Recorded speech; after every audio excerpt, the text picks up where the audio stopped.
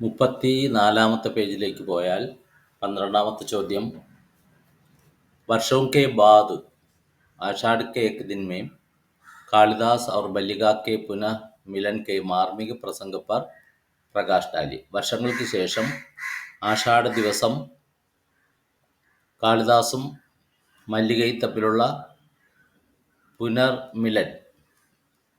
അവസാന ഭാഗത്ത് എന്താ സംഭവിക്കുക? കാളിദാസൻ തിരിച്ചു വന്നിരിക്കുകയാണ്. അങ്ങനെ അവർ തമ്മിൽ പുനഃസമാഗമം നടക്കുകയാണ്. ആ ഹൃദയസ്പർശിയായിട്ടുള്ള സന്ദർഭത്തെ പറ്റി വെളിച്ചം വീശുക. कालिदास के द्वारा काश्मीर छोड़ने और संन्यास ग्रहण करने के वृत्तांत के बारे में सोचकर मल्लिका विषाद सागर में डूबा जा रही थी. കാളിദാസൻ കാശ്മീർ വിട്ടു എന്നും സന്യാസം സ്വീകരിച്ചു എന്നുള്ള വർത്തമാനം കേട്ടപ്പോൾ മല്ലിക വിഷാദസാഗരത്തിൽ മുങ്ങി. അചാനക് ബിജലി കൗന്ധി और मेघ गर्जन भी सुनाई पड़ा. वर्षा भी हो रही थी. मल्लिका स्वयं से कहने लगी कि वर्षों के पहले आषाढ़ के एक दिन में आज की तरह वर्षा हो रही थी. പെട്ടെന്ന് ഇടിയും മിന്നലും ഒക്കെ ഉണ്ടായി. ഈ സമയത്ത് മല്ലിക സ്വയം പറയാണ്, വർഷങ്ങൾക്ക് മുമ്പ് ആഷാഢത്തിലെ ഒരു ദിവസം ഇന്നത്തെ പോലെ മഴ പെയ്തുകൊണ്ടിരിക്കുകയായിരുന്നു. മേഘഗർജൻ ഹോ രഹേ ഥേ, ഇടിവെട്ടുന്ന ശബ്ദം കേട്ടുകൊണ്ടിരുന്നു. ഇസി പ്രകാർ കി വർഷാ ഹോ രഹി ഥി, ഇങ്ങനെയുള്ള മഴ തന്നെയായിരുന്നു അന്നും പെയ്തുകൊണ്ടിരുന്നത്. ആജ് ഭി വഹി may is Ghar may who, ഇന്നും ഞാൻ അതേ വീട്ടിൽ തന്നെയാണ്. കിന്തു കാളിദാസ് നഹി ഹേ, എന്നാൽ കാളിദാസൻ ഇല്ല. ഇത് നേരത്തെ എടുത്തോന്നൊരു സംശയമുണ്ട്. मल्लिका अपनी बातें पूरी करने के पहले ही फिर बिजली कौंधी, मेघ गर्जन भी सुनाई दिया. तब दरवाजे का द्वार खुला. द्वार എന്ന് പറഞ്ഞാൽ വാതിലിന്റെ കവാടം തുറന്നു. मल्लिका ने देखा कि क्षत विक्षत सा कालिदास द्वार पर खड़ा है. തകർന്ന് തരിപ്പണമായതുപോലെ, മുറിവേറ്റവനെ പോലെ കാളിദാസ് വാതിൽക്കൽ നിൽക്കുകയായിരുന്നു. कालिदास की ओर मल्लिका ने आश्चर्य से देखा. कालिदास ने प्रकोष्ठ में प्रवेश किया. ആ റൂമിലേക്ക്, ആ വീട്ടിൻ്റെ അകത്തേക്ക് കയറി. तो मल्लिका ने दरवाजा बंद कर कहा. അപ്പോൾ ആ സമയത്ത് മല്ലിക വാതിൽ അടച്ചിട്ട് പറയാണ്, तुम हो और जो मैं तुम्हें देख रही हूँ वास्तव में मैं ही हूँ. क्या यह स्वप्न तो नहीं है? ഞാൻ നിങ്ങളെ കാണുന്നുണ്ട്, ഇത് സ്വപ്നമാണോ? कालिदास ने कहा कि मैं यहाँ हूँ. दिनों की यात्रा करके यहाँ के यथार्थ को देखने आया हूँ. ദിവസങ്ങളോളം യാത്ര ചെയ്തിട്ടാണ് ഇവിടത്തെ യാഥാർത്ഥ്യത്തെ കാണാൻ വേണ്ടി ഞാൻ വന്നിരിക്കുന്നത്. ആത്മകേന്ദ്രിത കാളിദാസ് കി, നമുക്കറിയാം കാളിദാസൻ നേരത്തെ അയാളുടെ ക്യാരക്ടർ എങ്ങനെയാണ്, ആത്മകേന്ദ്രിതാണ്, സെൽഫിഷാണ് അയാൾ, അല്ലേ? അങ്ങനെയുള്ള കാളിദാസിൻ്റെ മനോഹരമായിട്ടുള്ള കൽപ്പനയിൽ, मनोरम कल्पना में रखी हुई नवयौवना मल्लिका की वर्तमान वास्तविक दशा देखकर उसे घोर निराशा हुई. അപ്പം കാളിദാസൻ്റെ മനോദർപ്പണത്തിൽ ഒരു യൗവനയുക്തയായിട്ടുള്ള മല്ലികയാണ് ഉണ്ടായിരുന്നത്. പക്ഷെ ഇന്ന് അവരുടെ യഥാർത്ഥ അവസ്ഥ കണ്ടപ്പോൾ അയാൾക്ക് ഘോരമായിട്ടുള്ള നിരാശ ഉണ്ടായി. അൻജാനെ കാളിദാസ് ബോൽ ഉഠാക്കി, മല്ലിക യഹ് ഘർ തും അവർ സബ് ബദലെ, ഈ വീടും നീയും ഒക്കെ എല്ലാം മാറിയിരിക്കുന്നു. സന്യാസ് ഗ്രഹൺ കർനെ കെ സംബന്ധ മേ ലോഗോं की धारणा को गलत बताते हुए കാളിദാസിനെ ബത്തായ. അപ്പം ആൾക്കാരൊക്കെ പലതും പറഞ്ഞു പരത്തുന്നുണ്ട്, സന്യാസം സ്വീകരിച്ചു കാളിദാസൻ എന്നൊക്കെയല്ലേ. അപ്പോൾ ആ സന്യാസം സ്വീകരിച്ചു എന്നുള്ളതിനെ സംബന്ധിച്ച് ജനങ്ങളുടെ ധാരണയെ തെറ്റാണെന്ന് പറഞ്ഞുകൊണ്ട് കാളിദാസ് പറയാണ്, तो मैं तो केवल मातृगुप्त के शरीर से मुक्त हुआ हूँ. ഞാൻ മാതൃഗുപ്തൻ്റെ ശരീരത്തിൽ നിന്നും, ശാരീരം എഴുതിക്കണം, ശരീരത്തിൽ നിന്നും മുക്തമായിരിക്കുകയാണ്. അതായത് മാതൃഗുപ്തൻ എന്നുള്ള പേരല്ലേ ഞാൻ അവിടെ സ്വീകരിച്ചത്, പക്ഷെ അതിൽ നിന്ന് ഞാൻ പൂർണ്ണമായിട്ടും മുക്തനായി. ഞാനിപ്പോഴും പഴയ കാളിദാസൻ തന്നെ എന്നാണ്. ജിസ്സെ പുനഃ കാളിദാസ് കെ ശരീർ മേ ജി സകൂ, വീണ്ടും കാളിദാസൻ്റെ ആ ശരീരത്തിൽ തന്നെ ജീവിക്കാൻ ഞാൻ ആഗ്രഹിക്കുന്നു. മാതൃഗുപ്തൻ എന്നുള്ള സ്ഥാനം, ആ പേര് കിട്ടിയതിന് ശേഷമാണ് എൻ്റെ ജീവിതത്തിൽ ഒരുപാട് പ്രയാസങ്ങൾ ഉണ്ടായതും എൻ്റെ കവി പ്രതിഭയ്ക്ക് ഭംഗം ഉണ്ടായതും ഞാൻ മാറിയതും ഞാൻ ഭരണാധികാരിയായതും സാഹിത്യ സൃഷ്ടി നടത്താൻ എനിക്ക് സാധിക്കാതാവുകയൊക്കെ ചെയ്തിരുന്നു.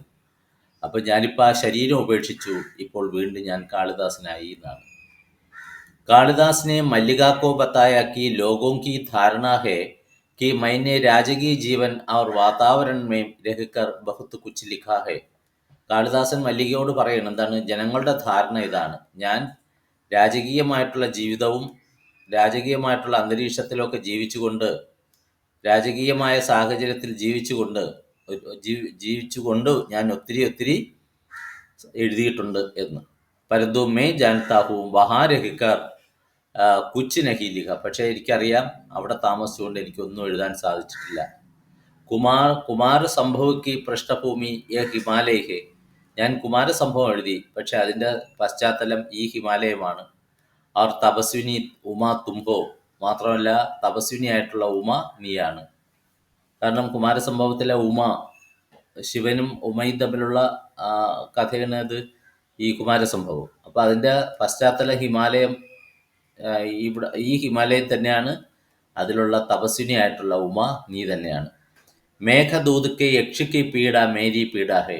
മേഘദൂതത്തിലുള്ള നായകനായിട്ടുള്ള യക്ഷന്റെ വേദന എൻ്റെ വേദനയാണ്.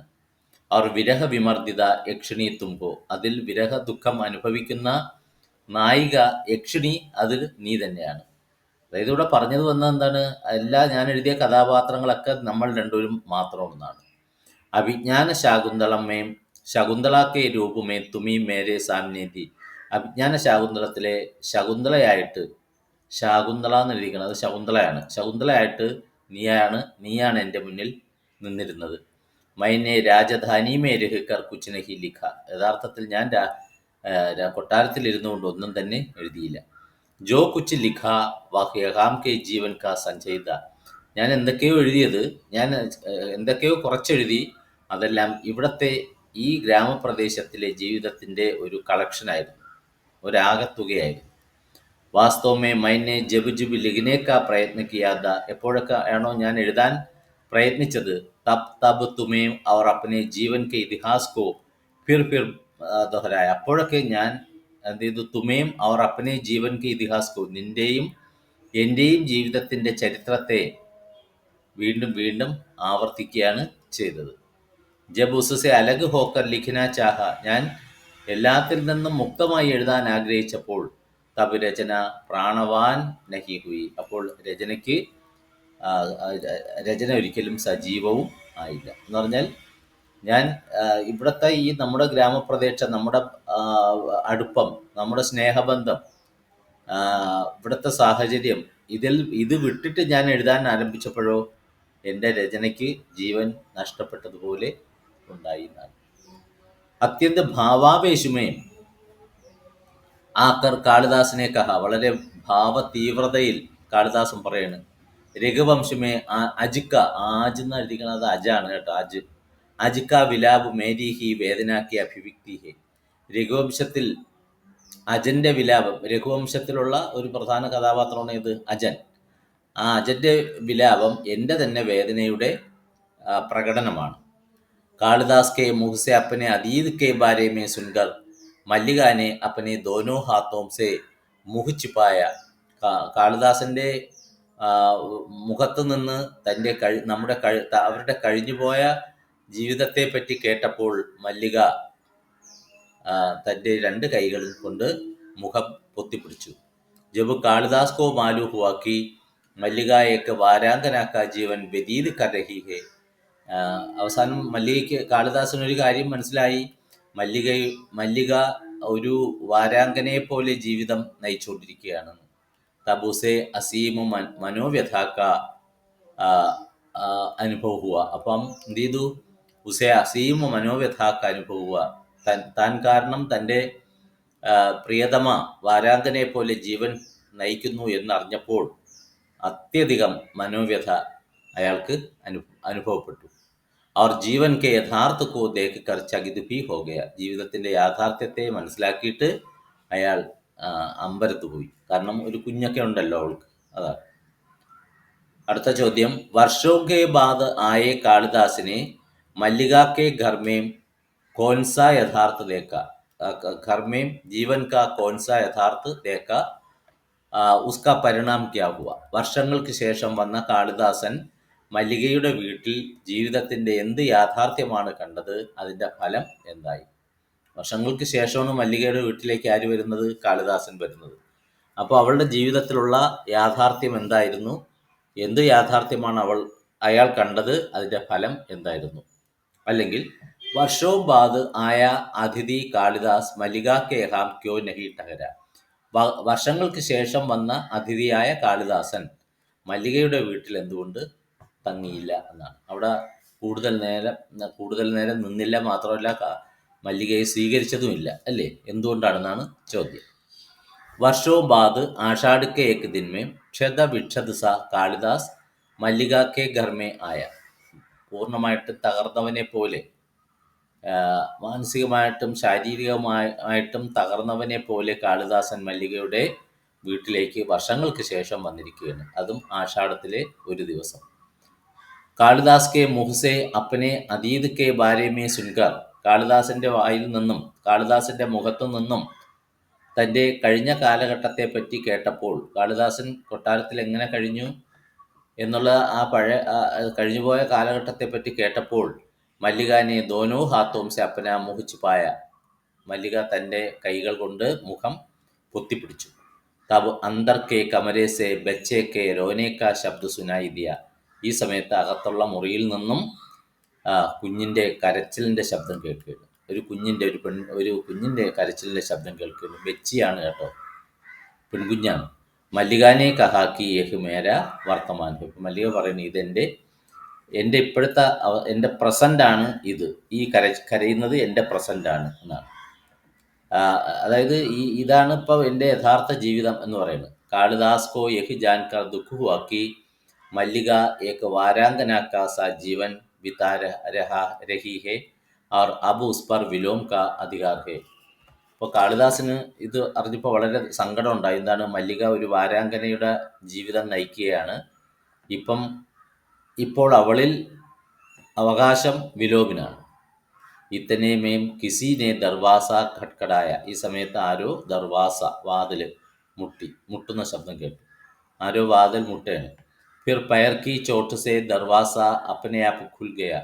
2-3 തട്ട് തട്ടിയിട്ട് തുറന്നില്ല. അതുകൊണ്ട് എന്ത് ചെയ്തു, ഈ ആഗതൻ, അവിടെ ആരോ വന്നു, വിലോമാണ് വന്നേക്കണത് കേട്ടോ, അയാൾ കാലുകൊണ്ട് ഒരൊറ്റ ചവിട്ട് കൊടുത്ത് വാതിൽ തുറന്നു. വിലോം അന്തറായ. വിലോമിനെ വ്യംഗ്യസ്വരമേ മല്ലികാസേ കഹ. അപ്പം വിലോം വളരെ പരിഹാസത്തിൽ പറയാണ്, കാളിദാസ് കെ ആതിഥ്യമേ കോയി കമീന രഹേ. കാളിദാസൻ വന്നിരിക്കുകയാണ്, വർഷങ്ങൾക്ക് ശേഷം അയാൾക്ക് ആതിഥ്യം കൊടുക്കണം, അതിനൊരു കുറവുണ്ടാവരുത്, ഗസ്റ്റാണ്, നമ്മുടെ പരിഹാസത്തിലാണ്. ജോ അതിഥി വർഷവും കെ ബാദ് ഏക് ബാർ ആയാ ഹെ. വർഷങ്ങൾക്ക് ശേഷം അതിഥി വന്നിരിക്കുകയാണ്. ഉസ്കെ സംബന്ധമേ കഹിന കഠിൻ ഹെ കി ഫിർ കപി ആയേഗായാ നഹി. അവന് ഇപ്പം വർഷങ്ങൾക്ക് ശേഷമാണ് ഒരു പ്രാവശ്യം വന്നിരിക്കുന്നത്, ഇനി പറയാൻ പറ്റില്ല ഇനി അവൻ എപ്പോഴെങ്കിലും വരുമോ ഇല്ലയോ എന്ന്. ഫിർ കാളിദാസ് കി ഓർ അർത്ഥപൂർണ്ണ ദൃഷ്ടി സെ ദേക്കർ കഹ. എന്നിട്ട് കാളിദാസിനെ അർത്ഥം വച്ച നോട്ടത്തിൽ പറയുന്നു, വളരെ പരിഹാസത്തിൽ അർത്ഥം വച്ച രീതിയിൽ നോക്കുകയാണ്. ഏക്ക് ഹരിൻഷാവക്ക് ഇസ് കർമ്മേം പിഹെ. കാളിദാസ, ഒരു മാൻകിടാവ് ഈ വീട്ടിലുണ്ട്, ഒരു മാൻകിടാവ് ഈ വീട്ടിലുണ്ട്. തുമ്നെ മല്ലികാക്കി ബച്ചിക്കോ നഹി ദേക്ക. നീ മല്ലികയുടെ കുഞ്ഞിനെ കണ്ടില്ലേ? ബച്ചിക്ക് മുഖാകൃതി മുച്ചസെ മിൽത്തി ജുൽത്തി ഹേ. ആ കുഞ്ഞിൻ്റെ മുഖത്തേക്കൊന്ന് നോക്കൂ, അതിൻ്റെ മുഖാകൃതി, അതിൻ്റെ മുഖത്തിൻ്റെ രൂപം മുച്ചസെ മിൽത്തി ജുൽത്തി ഹേ, എൻ്റേതുപോലെയാണ്. വിലോം ഈസ് തഥ്യക്കാ പരിചയ ദേക്കർ കാളിദാസ് കോ അപമാനിത് കന്ന ചാഹത്ത. യഥാർത്ഥത്തിൽ ഈ ഒരു വസ്തുത വെളിവാക്കിയിട്ട് കാളിദാസനെ അപമാനിക്കാൻ തുടങ്ങിയാണ്. കി തുമാരി പ്രയസി മേരി പുത്രി കി മാതാ ബൻചുക്കി ഹേ. കാളിദാസ, നിന്റെ കാമുകിയുണ്ടല്ലോ, അവൾ ഇന്ന് എൻ്റെ മകളുടെ അമ്മയായി മാറിയിരിക്കുന്നു. കാളിദാസിനെ ഉസ്സെ അനുരോധ കിയാക്കി തും ഈ സമയ ഹാംസെ ചലേ ജാവോ. അപ്പോൾ കാളിദാസൻ ഇത് കേട്ട് അയാളോട് റിക്വസ്റ്റ് ചെയ്യണ്, വിലോമിനോട് റിക്വസ്റ്റ് ചെയ്യണ്, നീ ഈ സമയത്ത് ഇവിടെ ഇവിടെ നിന്ന് ഇറങ്ങിപ്പോയിക്കോളൂ, നീ ഇവിടുന്ന് പോകും എന്ന് പറയുന്നു. യഹ് കഹ്താ ഹുവാ വിലോം ചലാ ഗയാ കി തും അതിഥി ഹോ. അവസാനം ബിലോ അവിടെ നിന്ന് ഇറങ്ങുകയാണ്. ഇറങ്ങാൻ നേരത്ത് പറയാണ്, നീ ഈ വീട്ടിലെ അതിഥിയാണ്. അവർ മുച്ചേ അതിഥി കി ഇച്ഛാ സമ്മാൻ കർണ ഹി ചാഹിയെ. ഒരു അതിഥിയുടെ ആഗ്രഹത്തെ റെസ്പെക്റ്റ് ചെയ്യേണ്ടത് എൻ്റെ കടമയാണ് എന്ന് പരിഹാസത്തോടു കൂടി പറയാണ്. ബച്ചീക്ക രോന സുൻകർ മല്ലിക തുരന്ത അന്തർ ചലി ഗയി. കുഞ്ഞിൻ്റെ കരച്ചിൽ കേട്ട പെട്ടെന്ന് തന്നെ മല്ലിക അകത്തേക്ക് പോയി. ഉസ് സമയ ഭാരി വർഷാ ഹോ രഹി ഥി അവർ ബിജലി ചമക്കിനേലേക്ക്. ഭയങ്കരമായിട്ടുള്ള മഴയും മിന്നലിൻ്റെ വെളിച്ചവും ഒക്കെ അവിടെ പ്രകാശിക്കുകയാണ്. മേഘ ഗർജൻ ഭി സുനായി ദേ രഹാ ഥാ. मल्लिका के जीवन का यथार्थ देखकर कालिदास के भाव में പരിവർത്തൻ ആകയ. മല്ലികയുടെ ജീവിതത്തിലെ യാഥാർത്ഥ്യം കണ്ടപ്പോൾ കാളിദാസന്റെ ഭാവങ്ങൾക്ക് മാറ്റമുണ്ടായി. അയാളുടെ മുഖഭാവത്തിന് ചേഞ്ചുണ്ടായി. കുച്ച് ക്ഷണവും ബാദ് മല്ലിക ബച്ചിക്കോ ലേക്കർ മല്ലിക ഭീതർ സെ ആയിത്തോ. കുറച്ച് നിമിഷങ്ങൾക്ക് ശേഷം കുഞ്ഞിനെയും എടുത്തുകൊണ്ട് മല്ലിക അകത്തുനിന്ന് പുറത്തേക്ക് വന്നപ്പോൾ കാളിദാസ് കോ കമരമേ ന ദേഖക്കർ മല്ലിക ദൗഡ്ത്തി ഹുയി കിഡ്കി കെ പാസ് ചലി ഗയി. പുറത്തു നോക്കിയപ്പോൾ അവിടെ ആരെ കാണാനില്ല, കാളിദാസനെ കാണാനില്ല. അപ്പോൾ മല്ലിക എന്ത് ചെയ്തു, പെട്ടെന്ന് ജനലിലോട്ട് വാതിൽക്കലേക്ക് ഓടിച്ചെന്നു. ഉസിനെ ഊഞ്ചി ആവാസ് മേ കാളിദാസ് കോ പുകാര. ഉറക്കെ കാളിദാസനെ വിളിച്ചു. കിന്തു കൊയ് ഉത്തന്ന മില. പക്ഷെ ഒരു ആൻസറും ഉണ്ടായില്ല. മല്ലിക രോപടി. കാളിദാസ് ജാ ചുകാദ ക്യോക്കി മല്ലിക പർ ഉസ്കാ കോയി അധികാർ നദ. എന്തുകൊണ്ട് കാളിദാസൻ പോയി? ഇനി മേലാൽ തനിക്ക് മല്ലികയിൽ യാതൊരു അവകാശവും ഇല്ല. മല്ലിക ഇപ്പോൾ മറ്റൊരാളിൻ്റെ ഭാര്യയായി കഴിഞ്ഞു. അവൾ ഒരു കുഞ്ഞിൻ്റെ അമ്മയും ആയിക്കഴിഞ്ഞു. ഇനി അവളെ ആഗ്രഹിച്ചിട്ട് കാര്യമില്ല എന്ന് ചിന്തിച്ചുകൊണ്ട് അയാൾ അവിടെ നിന്ന് പോവുകയാണ് ചെയ്തത്. ഇതൊക്കെ പല സ്ഥലങ്ങളിൽ പരാമർശിച്ചിട്ടുണ്ട് ഈ കാര്യങ്ങളൊക്കെ കേട്ടോ. അടുത്ത ആഷാഢ് കാ ഏക് ദിൻ നാടകക്കെ. ഇനി കോമൺ ആയിട്ടുള്ള ചോദ്യങ്ങളാണ് കേട്ടോ. ഇതൊക്കെ നാടകവുമായിട്ട് ബന്ധപ്പെട്ട ചോദ്യങ്ങളാണ് ഇത്രയും നേരം വായിച്ചത്. ഇനി കോമൺ ആയിട്ടുള്ള ചോദ്യങ്ങൾ. ആഷാഢ് കാ ഏക് ദിൻ നാടകക്കെ ശീർഷക് കി സാർത്ഥകത പർ വിചാർ കീജിയെ. നാടകത്തിൻ്റെ ഹെഡിങ് ഈ നാടകത്തിന് എത്രത്തോളം യോജിച്ചിരിക്കുന്നു എന്നുള്ളതാണ്. അല്ലെങ്കിൽ ആഷാഢ് കാ ഏക് ദിൻ നാടക കാ നാമകരൺ ബഡാ കലാത്മക് ഹെ. വളരെ ആർട്ട്ഫുള്ളാണ്, വളരെ ഒരു കലാപരമായിട്ടാണ് ആഷാഢ് കാ ഏക് ദിൻ എന്നുള്ള ഹെഡിങ് കൊടുത്തിരിക്കുന്നത്. ഈസ് കഥൻ പർ അപ്നെ വിചാർ പ്രകട് കീജിയെ. ഇത് എത്രത്തോളം ശരിയാണ്, നിങ്ങളുടെ അഭിപ്രായം വ്യക്തമാക്കുക.